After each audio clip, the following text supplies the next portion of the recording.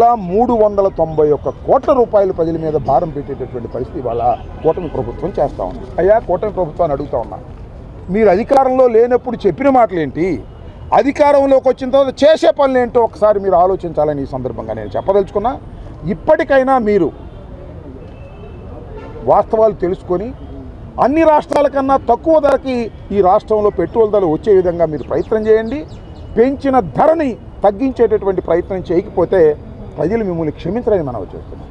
కొన్ని తగ్గిస్తారు, మీరు చూశారు కదా, ఆర్టీసీని ప్రైవేటీకరణ చేసేస్తారు. మళ్ళీ మేము తీసుకొచ్చి గవర్నమెంట్లో పెడితే మెడికల్ కాలేజీలు ప్రైవేటీకరణ చేసేస్తారు లోకేష్ గారి నాయకత్వంలో.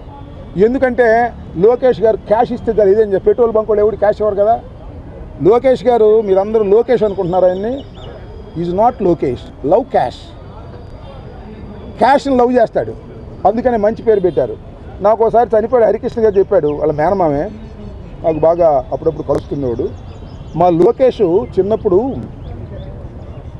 దాన్ని ఏమంటారు, అన్నప్రసాదం రోజున అన్ని వరుసనే పెడతారు, కత్తి, పెన్ను, క్యాషు, వ్యవసాయ పనిముట్లు, ఏది పట్టుకుంటాడని. మా లోకేష్ మా మేన డైరెక్ట్గా వెళ్ళి క్యాష్ పట్టుకున్నాడండి. అందువల్ల మా Lokesh is loving cash, love cash.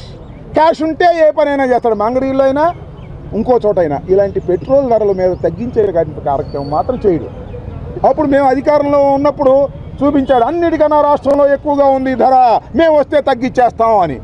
ఇవాళ మాత్రం ఈ లవ్ క్యాష్ గారు వీటి మీద దృష్టి పెట్టుకోకుండా క్యాష్ వచ్చే చోట లవ్ చేస్తున్నాడు. ఇప్పటికైనా ఈ ప్రభుత్వం వాస్తవాలు గమనించి పెట్రోల్ ధరలను తగ్గించి సామాన్యుల మీద పడే భారాన్ని తగ్గించాలి. పెట్రోల్ ధర పెరిగితే డీజిల్ ధర పెరిగితే అన్నీ పెరుగుతాయి, రవాణా ఛార్జీలు అన్నీ పెరుగుతాయి, ప్రతి వస్తువు పెరిగిపోద్ది, ఎఫెక్ట్ అయిపోతుంది, సామాన్యుడు బతకలేని పరిస్థితికి వస్తుంది. తక్షణమే ఈ ప్రభుత్వం దాని మీద చర్య తీసుకోవాలని విజ్ఞప్తి చేస్తున్నాం.